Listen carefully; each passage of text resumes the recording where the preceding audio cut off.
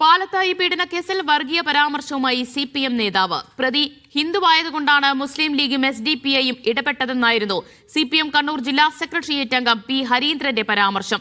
CPMന്റേത് ഇതുവരെ കേൾക്കാത്ത വർഗീയതയെന്ന് മുസ്ലിം ലീഗ് ജില്ലാ പ്രസിഡന്റ് അബ്ദുൽ കരീം ചേലേരി ആവശ്യപ്പെട്ടു.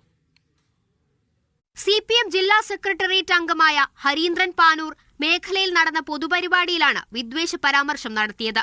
പാലത്തായിൽ പീഡിപ്പിക്കപ്പെട്ട പെൺകുട്ടി മുസ്ലിമും പ്രതി ഹിന്ദുവുമായതിനാലാണ് ലീഗും SDPIയും വിഷയത്തിൽ ഇടപെട്ടതെന്നാണ് ഹരീന്ദ്രന്റെ ആരോപണം. ന്യായീകരണമായി ഉസ്താദുമാർ കുട്ടികളെ പീഡിപ്പിക്കുന്ന കേസുകളിൽ ഇവർ ഇടപെടാറുണ്ടോ എന്നും ഹരീന്ദ്രൻ ചോദിച്ചു.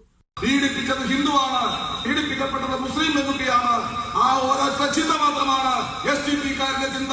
അത് കുടുംബാചിന്തയാണ്, ലീഗിന്റെ ചിന്തയാണ്. എത്ര ഉസ്താദുമാര് എത്ര കുട്ടികളെ പീഡിപ്പിച്ചു, ആ കേസിൽ എന്ത് സംഭവിച്ചുവെന്ന് ഇവരാരെങ്കിലും അന്വേഷിച്ചിട്ടുണ്ടോ?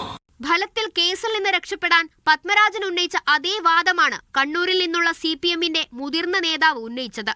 കോടതി അടക്കം തള്ളിയ സംഘപരിവാർ വാദം പൊതുമധ്യത്തിൽ പാർട്ടി നേതാവ് പറഞ്ഞത് CPMന് തലവേദനയായി. പാലത്തായി കേസിൽ ഇതുവരെ കേൾക്കാത്ത വർഗീയ പരാമർശമാണ് ഹരീന്ദ്രൻ നടത്തിയതെന്ന് ലീഗ് ജില്ലാ നേതൃത്വം പ്രതികരിച്ചു.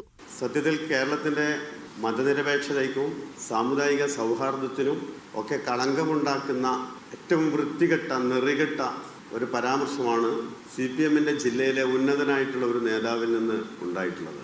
അതിനിടെ കേസിൽ ജീവപര്യന്തം തടവിനു ശിക്ഷിക്കപ്പെട്ട പത്മരാജനെ ജോലിയിൽ നിന്നും സ്കൂൾ മാനേജ്മെന്റ് പിരിച്ചുവിട്ടു. വിധിയുടെ പശ്ചാത്തലത്തിൽ വിദ്യാഭ്യാസ മന്ത്രിയുടെ നിർദ്ദേശപ്രകാരമാണ് മാനേജ്മെന്റ് നടപടി സ്വീകരിച്ചത്. മീഡിയ 1 കണ്ണൂർ.